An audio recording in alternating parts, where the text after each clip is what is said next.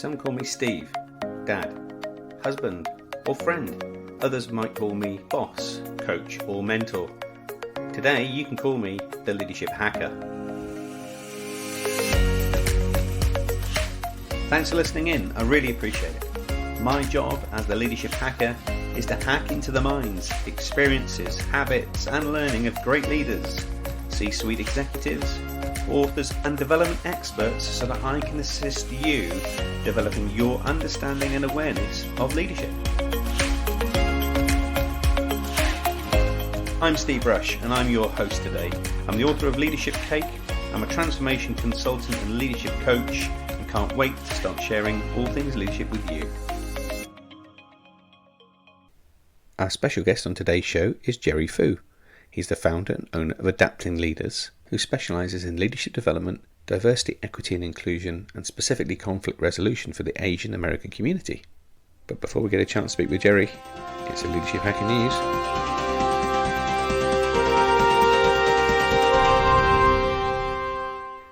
Imagine after working decades building up your career and you've reached a pinnacle of success and now become the CEO of a fast-growing company. It must be a great feeling. Then, out of nowhere, a pandemic surges across the world. There's not enough time to savour the moment as that new CEO, as COVID hits through your organisation. Well, that was a situation that Raul Villar Jr., the CEO of Paycor, found himself in. With COVID cases spreading, followed by Delta and of course Omicron, Villar didn't have much time to savour his new position and had to act quickly in the face of uncertainty and chaos. To bravely move forward instead of being paralysed by fear, leaders need to set forth clear priorities and guidance. We've all come to understand and know that. Paycor is a 30-year-old global leader in human capital management and it offers HR software for leaders across the globe. Their platform serves about 40,000 medium-small businesses. But what sets them apart is their leadership and focus to their employees. In a recent article shared with Forbes, he did exactly what he said he would do when he set out, and that was to 1. Keep his employees safe. And it's a lesson in empathetic leadership. His first priority was taking care of his staff's safety, as well as their emotional and mental well-being, underpinned with strong leadership. Strong managers, coaches and mentors, directors and VPs all make the appreciable difference in improving employee engagement and retention, job satisfaction and internal mobility. He goes on to say they're all critical to help enhance employees' happiness. It only takes a few bad leaders to ruin a firm's reputation and drive workers to leave. Of course, in this current stage, in this time, really hard to recruit replacements. He simply concludes that story by saying, if we want employees to have better lives, we have to give them better leadership. In a recent study that I saw with McKinsey & Co., they found that relationship with management is the top factor not only for employees' job satisfaction, but for the second most determinant overall, which is their well-being. When it comes down to it, managers have an outsized impact on 2 universal qualities of a productive culture: psychological safety, as no one feels motivated by fear, and good work organisation where everyone knows their value and enjoys that area of autonomy or self-reliance. Villar and his management team provided employees with a sense of control over their lives, creating a transparent and fair workplace, and continuously motivates and inspires their personnel. And in a time that lacks future clarity, he feels it's really important to provide people with a sense of control over their work and their lives. In the same article he said, it's different for everyone, and we respect that. Some people may decide that working from home is the best option, and there may be people who desire to come into the office from time to time and break up that monotony. It's important to offer transparency about what's happening and the direction the company is heading. He established real routine time dialogues with employees, listening to what they have to say and then acting upon their feedback to make the necessary improvements. During the tough, frightening times, the job of a CEO is to continually motivate, inspire and lead by example. And it's flexibility that makes people feel autonomous and in control of their day. So that's been the Leadership Hacker News. If you find stories, insights from wherever they're from, please share them with us and we'll share them with our listeners. Joining me on today's show is Dr. Jerry Fu. Jerry is the founder and owner of Adapting Leaders, specializing in helping Asian American professionals who want to get better at their leadership, specifically with helping them with conflict resolution. Jerry, welcome to the Leadership Hacker podcast. Hi, Steve. Thanks for having me. I'm delighted to have you on the show. You bring an enormous amount of experience and an enormous amount of leadership perspective that we're really looking forward to get into. But before we do that, we always like to give our audience an opportunity to get to know you a bit better. Tell us a bit about Jerry. Yeah, I love traveling.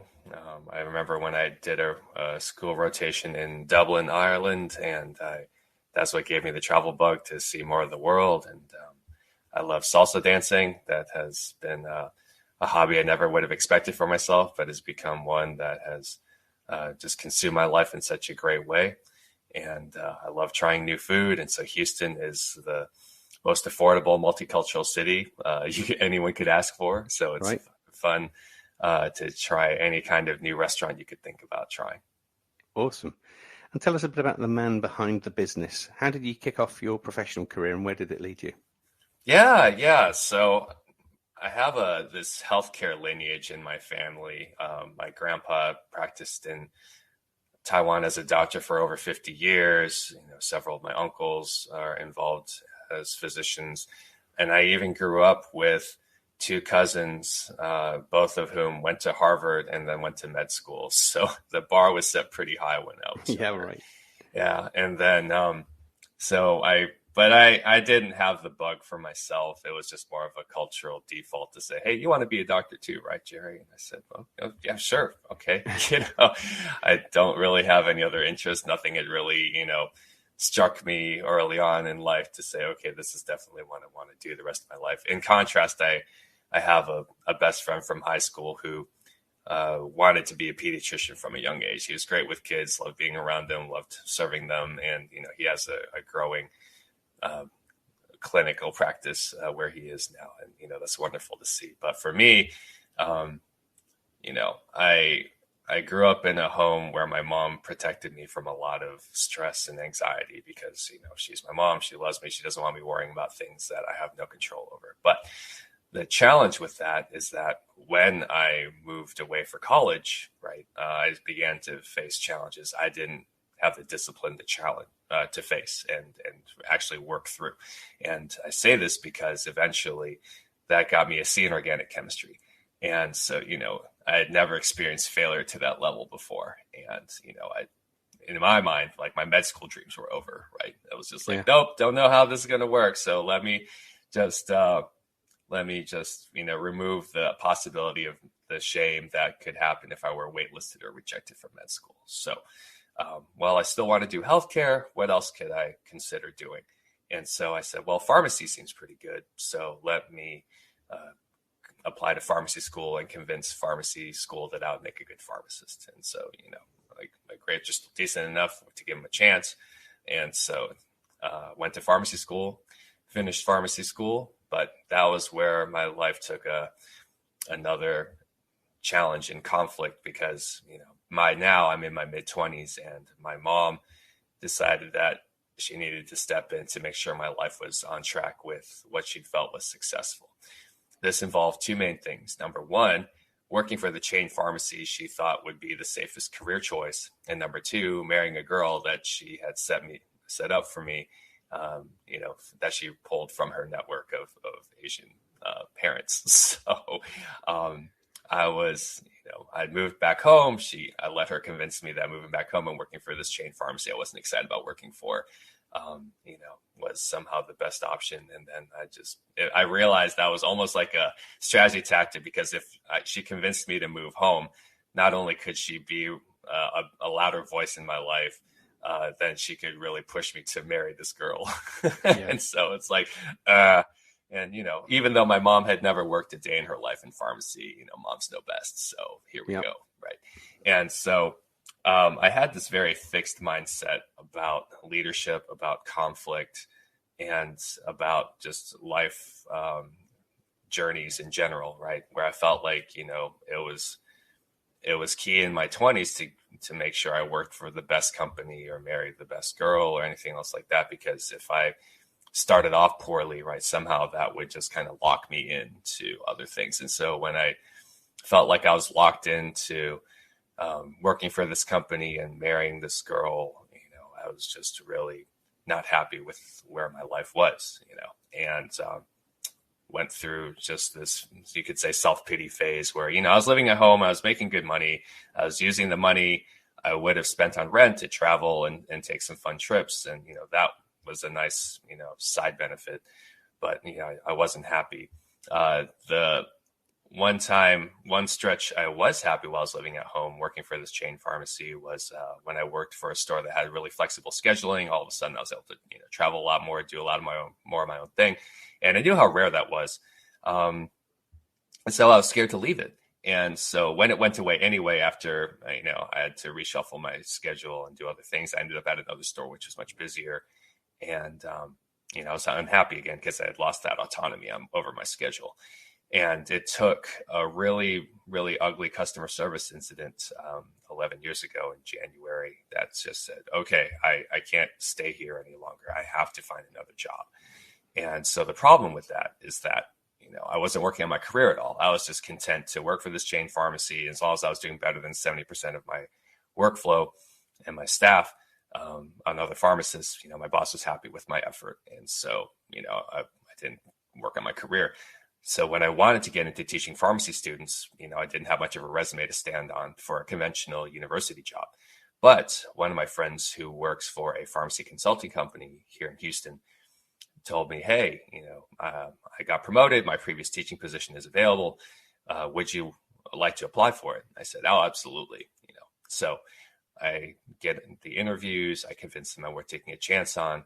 All of a sudden, I am taking this part-time teaching job over a full-time job with benefits, which of course my mom did not respond to well, And so I knew though, I wanted to do this and head in this direction. So I'm moving to Houston from Tennessee where I was living at the time.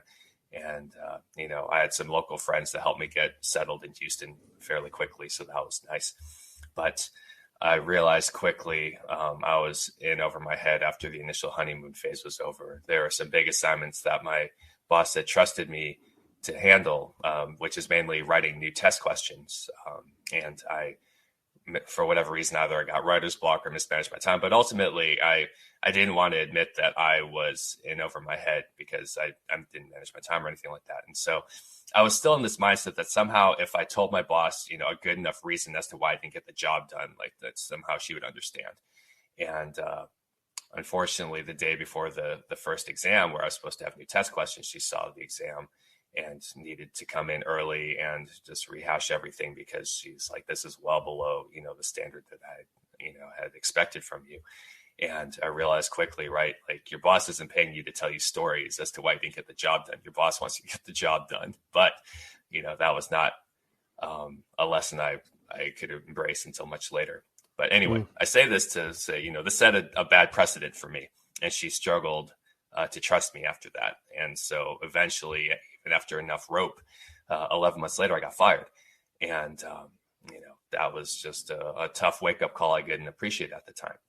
And, me still dealing with the failure and the shame and the embarrassment of, wasting this opportunity at a company that a lot of my friends coveted, respected. And I just thought, oh my gosh, what am I going to do? And so that's where the roller coaster career for my career took a really bad turn, where I ended up at an independent pharmacy job, house of cards, where four of my paychecks bounced, filling for crooked doctors. And, after the first check bounced, actually my boss, owned up to it. It was like, hey, something happened. Sorry about that. We'll make up for it. But here's the problem, Steve, is that I didn't have a local bank account. Right. I never bothered setting one up. And so I was mailing my checks home. And, when checks 2, 3, and 4 bounced, right, and my boss eventually said, hey, we're having some more problems, and I checked with my mom, I said, can you tell me what happened with these checks? She goes, oh yeah, these checks were all returned, but I was just too afraid to tell you. And it's just like, no, like this is not how you handle bad news, right? Exactly. Yeah. If a patient has cancer, you don't tell him, well, I can't afford to tell him he has cancer because then, that would be, terrible. It's like, no, he needs to know so he knows how to treat it. Yeah. Right. So anyway, in my own conflict aversion still, right. I felt like I was bad at conflict. I wasn't ever going to get good at it. So anytime someone confronted me or was upset with me, I just needed to, take the path of least resistance. And so, what do you do with the boss who's, clearly ripping you off? Right. And so after 9 months of back and forth and trying to chase down as much of the shorted money as I could before finally quitting, my friends got me on with a different, more legitimate company, but money was really tight. And so they said, hey, we can't pay you more than 8 hours a week. And I said, uh-oh, so what do you suggest I do? And they said, well, you can cover at our Austin location, which is about 2.5 hours away. And you can get more hours that way. And I said, okay. And so I'm driving out to Austin with no idea what my life is going to look like. And people will tell me, hey, Jerry, you could end up in worse cities. And I said, yeah, technically, but it just didn't feel like home at this point. Right. And so this summer, this is 2012 now. This was the summer that some friends of mine who run a pharmacy leadership nonprofit contacted me and said, hey, one of our facilitators had to back out for a national meeting. Would you be interested in stepping in? And, these are friends I'd made over a couple of years. I said, oh, I love them so much. And so I said, absolutely, I want to step in and help out. And so teaching leadership kind of unlocked some possibilities in my head, because before I said, wow, leadership is hard. The few times I've tried it, I wasn't really that great at it. I don't know if I'll ever be good at it. And so now I was asking myself, well, what if I could be a good leader? What would that look like? What kind of work would that involve? How would I carry myself? And so that fall, I had the opportunity to either stay in Austin part-time, which was a great work team, or take on a full-time manager position in Houston that had opened up. And I said, okay, I can't be scared. I can't stay safe. I have to take on this challenge. I'm ready to come back to Houston. So yeah, let me take on this challenge. It's a great story, and what I'm noticing as you're describing it, though, Jerry, right, is this whole journey of mindset that shifts for you on this exploration. Yeah. What happened next? Oh, I got written up again.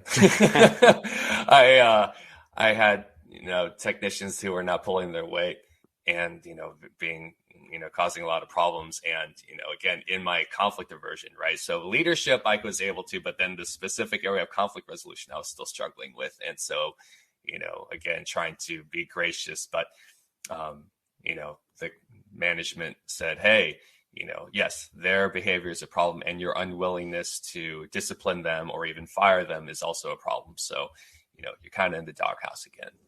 We're going to put you on a performance improvement plan and things. And of course, all my friends around me are saying, you got to own up. We're not going to, if you just want pity, that's not going to help you with the situation. So you got to own up to what you got to do, and what you have to work on. So I managed to get out of the doghouse right as the company, or right around the time the company had their funding pulled. Basically, the owners at that point felt like the pharmacy model was no longer viable, so they just decided to pull out. And so I was still looking to quit and move on, but so that didn't change things. It just made it a little more urgent. And so I managed to land on my feet only because I have leadership experience on my resume now. They told me, hey, we're interviewing you because you have leadership experience on your resume. And so I tell people, leadership saved my career, in that I got more job options. That next job, unfortunately didn't last very long. The revenue model was not sustainable for smaller pharmacies that actually offer a higher quality of life. Incidentally, along the way, I had to fire a technician who had gotten pregnant after I'd hired her. And that was tough, because when the clinic that I was working with was not happy with her, and then, they told my boss, and my boss said, hey, look, you got to handle it. And I knew that if I did not fire her, that I would lose my job too. And so that was the main impetus for saying, okay, I gotta fall on this grenade, right? So anyway, the next couple of years, I managed to land on with another company that I liked a lot. They had good benefits, good hours, and I was hoping that would be the last company I ever had to work for. And again, you realize, these smaller pharmacies that offer high quality of life don't last long in the pharmacy landscape. And so when that company went under 4 years ago, I told myself, well, I'm tired of dealing with insurance companies. I'm tired of trying to chase doctors for scripts, but I love teaching these leadership workshops, which I'd done consistently since 2012. What would a career in leadership coaching and facilitating look like? What kind of work would that involve? And so I proceed to ask some friends who are in this space, and, I'm still scared of failing rejection. So I don't actually start anything, not for real. And I tell people, Steve, that it took a pandemic for me to kind of wake up and say, hey, well, how much longer am I going to wait? Right. and so yeah, last October filed the LLC, got the website up, opened the bank account, and it's still you still got to hustle, right? Of course, yeah. The world doesn't owe you success just because you decide to put some skin in the game, and so here we You're are. spot on, Jerry. But actually, there is no substitute for hard work. And what I do know Right. about you is you are incredibly hardworking and focused, right? Thank you. Yeah, first time we met was like 2 a.m. in Houston, right? Yeah. That's the kind of guy you are. You're prepared to go above and beyond in order for us to have that conversation because it was important to you. Yes. And what I do know about you is that while you still might bump into some of that fixed mindset stuff, the growth mindset is massively dominating your future, and I suspect that's what helps you get to where you get to now, right? Absolutely, it has to. And the fact that you would need to keep growing is really the opportunity there. So, because I think there's some myth that somehow if you have enough of a growth mindset that somehow you could just stop and say, okay, now I can hit cruise control. And as David Allen says in his book, Getting Things Done with Personal Development, he says, the better you get, the better you'd better get.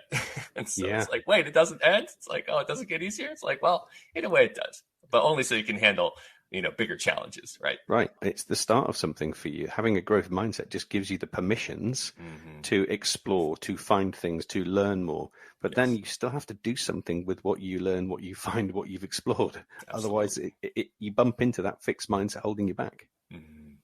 So what was the point that you thought, right, I'm definitely onto something here now, and specifically with the Asian American community that you work with a lot? When was that kind of defining moment that you thought, yeah, I've definitely got something here? Yeah, great question. I saw something when I landed technically my first paying client.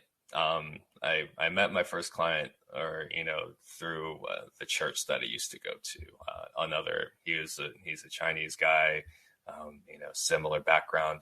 His parents came over from a different country, and he was recognizing that, hey, a stable 9-to-5 job only goes so far. And maybe I need to take on some leadership challenges. So he actually left Houston to take on a job in a different city that he felt like would give him a higher quality of life, and not just give him a boring 9-to-5 and or a toxic work culture. And he realized quickly he needed to improve. And so when I was first trying to test out my coaching, I said, hey, try me out 6 months for free just because I need to get better at this. And, this way you have some level of help. And so after 6 months, I said, okay, I'm ready to start charging. Are you on board with this? And he's like, yeah, are you willing to give me a discount if I commit to a year of coaching? And I said, oh, absolutely. So that's when I knew I was onto something. And then same thing with my second client.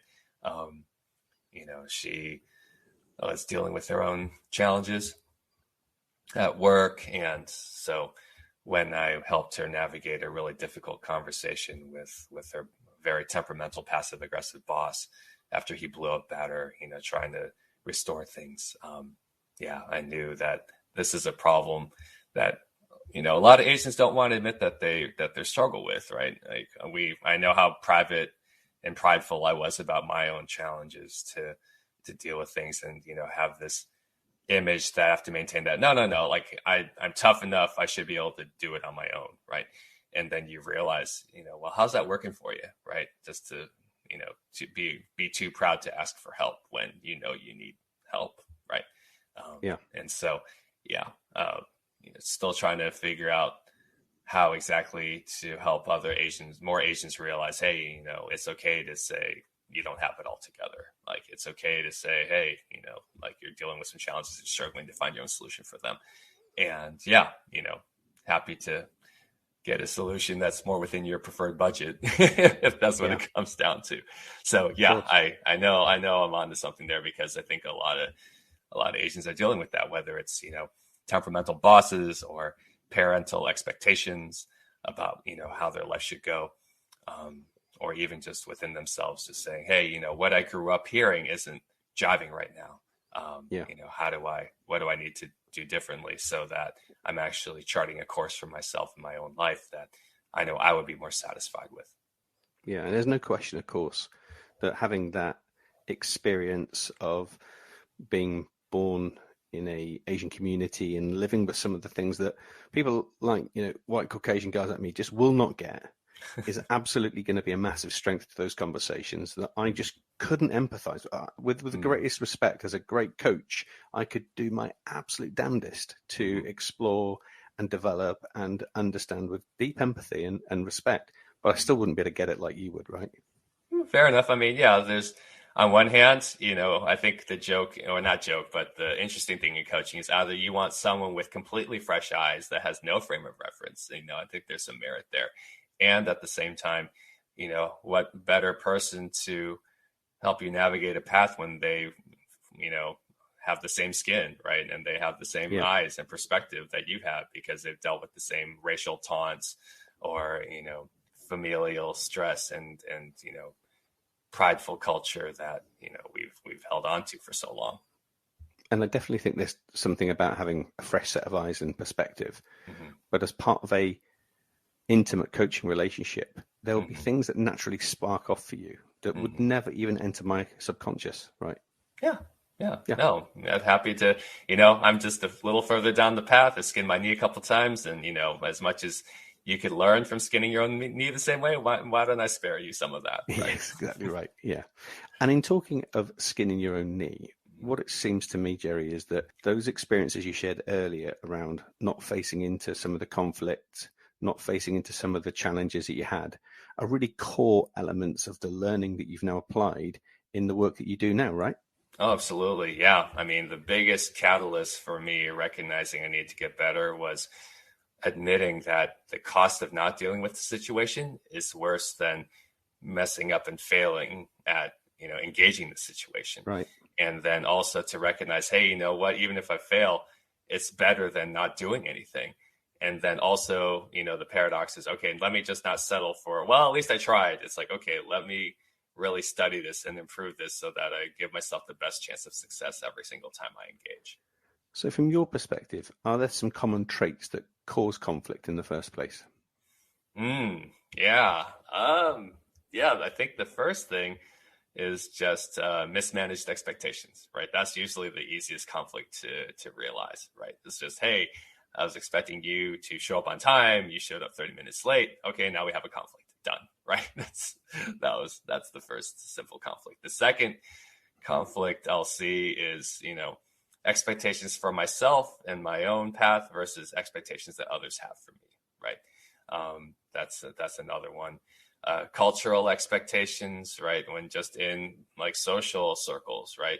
When I remember in high school, like a classmate came over and he didn't take his shoes off because he just didn't know. But I was too afraid to tell him, hey, you need to take your shoes off, before coming in. And now I have to deal with the conflict, right? He's not even aware of this unless I told him, right? And then, there's healthy conflict, right? The current version of you versus the future version of you, or business conflict, right? What makes us money now may not make us money in 5 years from now, right? Or even within healthy business cultures, right? Morale and results usually, are on opposite sides, and then, innovation and systems usually don't, pair up well, right? Because innovation says, hey, we got to look for new stuff, and systems say, well, this is how we're built to handle money now, right? So, those are the most frequent conflicts that I see. You mentioned very briefly there around conflict can be positive. Most conflict happens in that part of the limbic system that we try to deal with, that whole fight, flight, freeze, and appease situation. And that's typically where we get an emotional response. So how can conflict be positive in that sense? I mean, conflict tells you that something has to change, right? I'll give a specific example from my work, leadership lab in a way. So my lead technician, we'll call her Denise. She, for the longest time, she would just show up late, chronically late. And one of my other technicians, who is consistently punctual, is very upset at this. But Emily, this punctual technician, right? Emily doesn't handle conflict well. And because she's a harmonizer, she wants to get along with people. She doesn't like it when people dislike her for things. So she's just quietly frustrated with Denise's tardiness. And one day on our group text, right, Emily says, oh, basically, Denise was late again. And so Emily is just texting all these really passive aggressive texts on our thread. And it's like, okay, this is a problem, right? Because when it starts to spill over into these kinds of messages, it's like, okay, now we have a conflict, right? And so the conflict really revealed a lot of good things that we needed to work on, right? That was the good of conflict, because Denise realizes, okay, my tardiness is affecting my team's ability to focus and get things done. And, Emily is recognizing, oh, like holding this in is not healthy, right?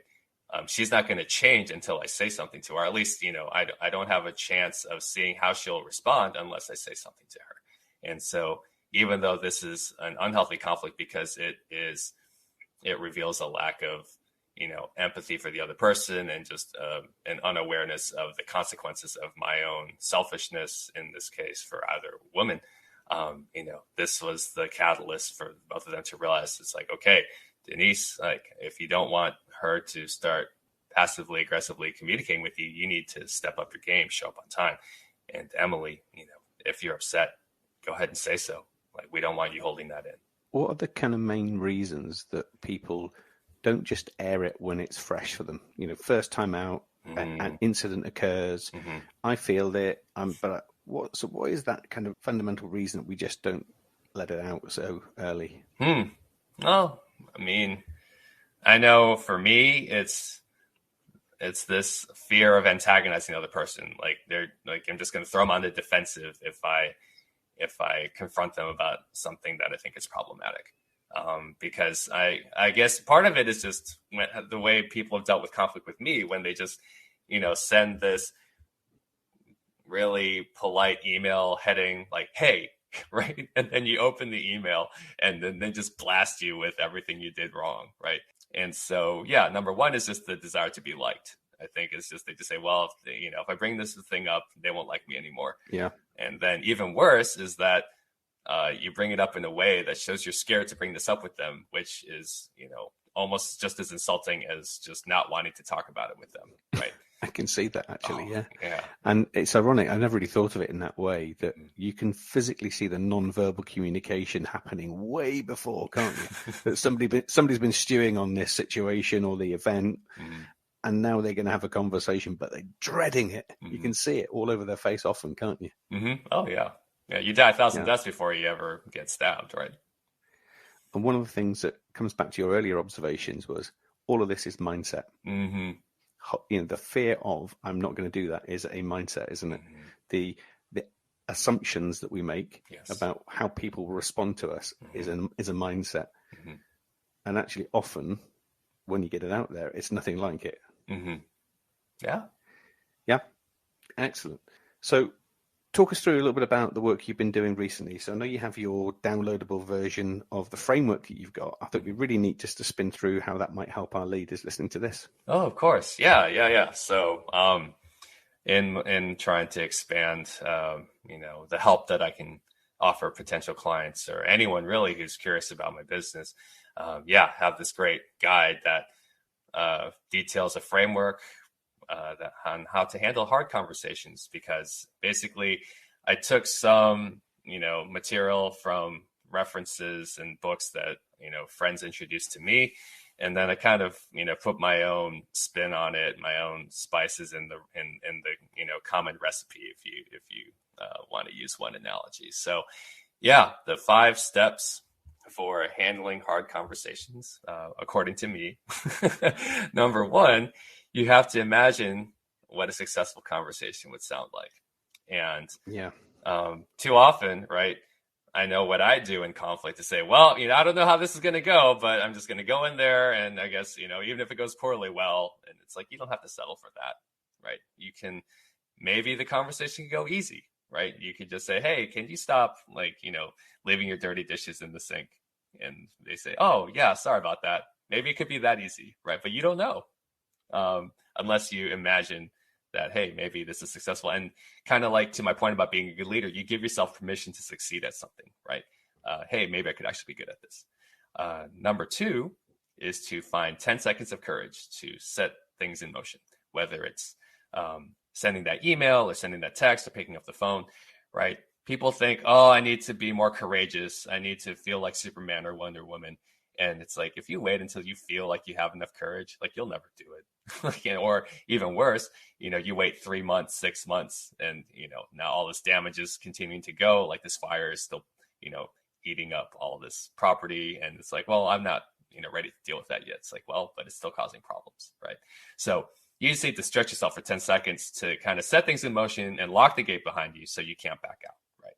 And that's kind of help you force yourself forward. Number 3 is to script your critical moves, right? So don't just think about, what you need to include. Go ahead and write it down, right? Because if things are rattling around in your head, you're not going to remember everything in the moment. So go ahead and write things down, organize it into a logical flow, and make sure this way you can address things impartially. Number 4, though, is to rehearse those critical moves, right? Rehearse in front of a mirror. Record yourself on your phone, get some friends to role play with you. Make sure that you train in the dojo before fighting on the street, right? Make sure you practice that courage. And then step 5, do it. You've done the homework, you set things in motion, you've practiced, and the cost of backing out now is too high. So just follow through and, learn from it. Make sure you say, hey, how could I do that better? But those are the 5 steps. Also, of course, by just mapping out those steps and stages as you just described, will help unlock that growth mindset that we need to be effective in that moment. Yeah. So we're going to flip the coin and turn the tables a little bit now, Jerry. We're going to dive into your leadership experience, of which you've had not only the ability of leading teams, but have had the opportunity to coach great leaders too. So I want you to dive in if you can and just try and get to our top 3 leadership hacks from you. What would they be? Yeah. Oh, great question. So top 3 leadership hacks. Number 1, kind of like what we referred to earlier, saying, hey, what's the cost of not doing anything, right? So to do that, just to say, hey, 10 seconds of courage. You don't have to wait until you're ready. Just start doing things, right? Try something, learn, adjust, and then repeat the cycle, right?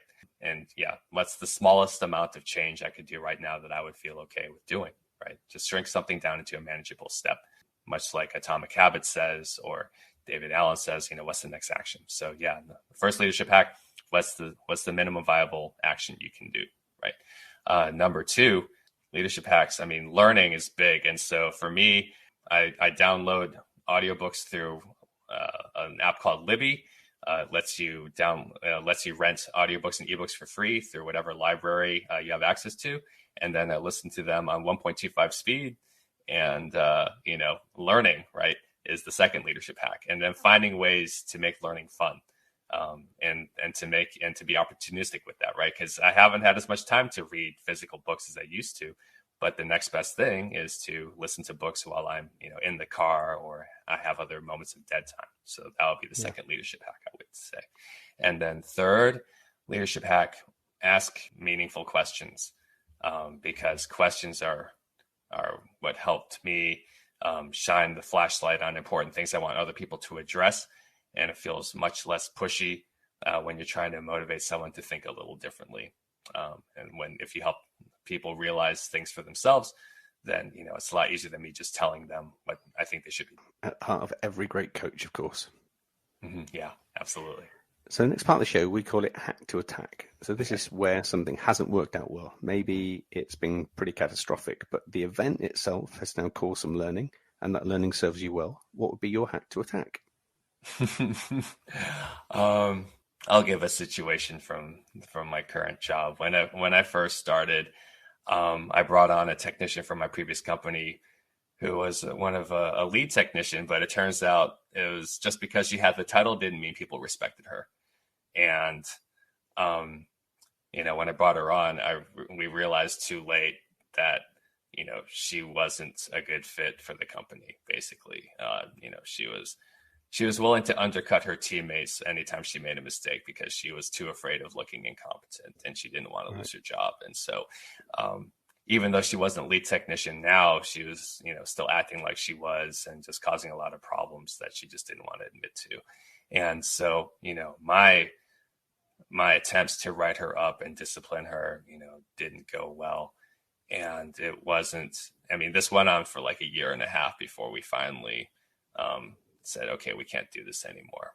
And so, yeah, those failings, that was probably I don't want to admit how much we set our company back because I was just too afraid to engage.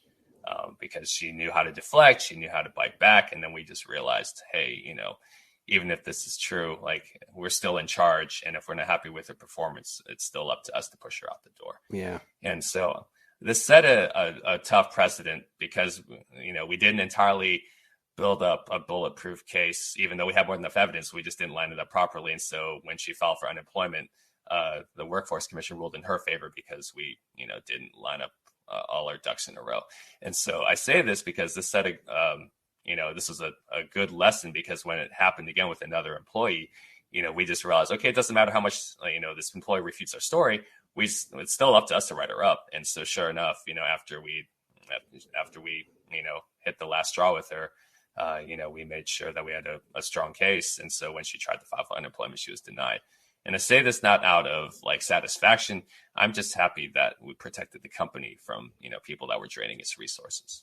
And a lesson learned, of course. Otherwise, you'd have repeated the same mistakes. Oh, absolutely. Yeah.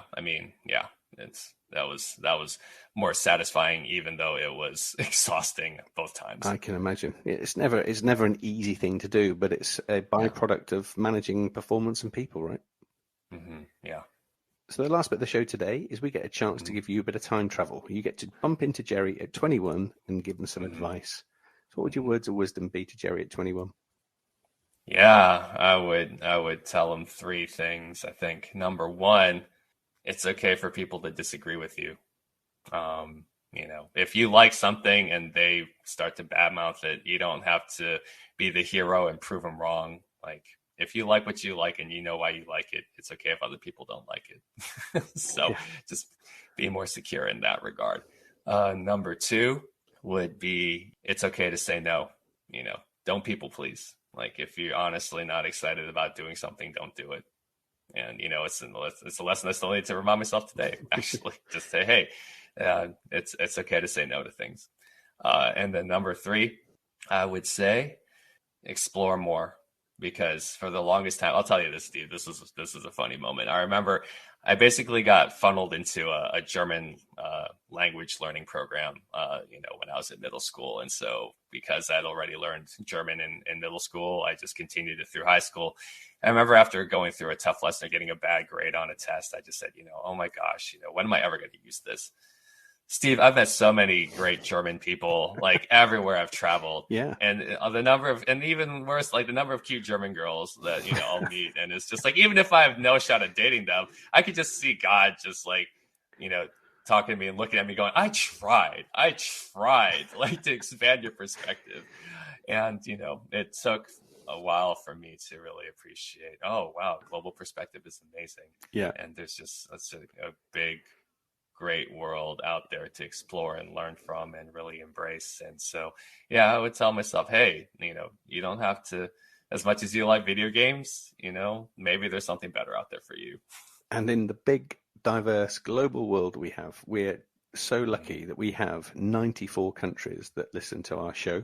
And therefore, we want to make sure we can connect you with those and that audience too, Jerry. So when we're finished today, where's the best place we can send them? Yeah.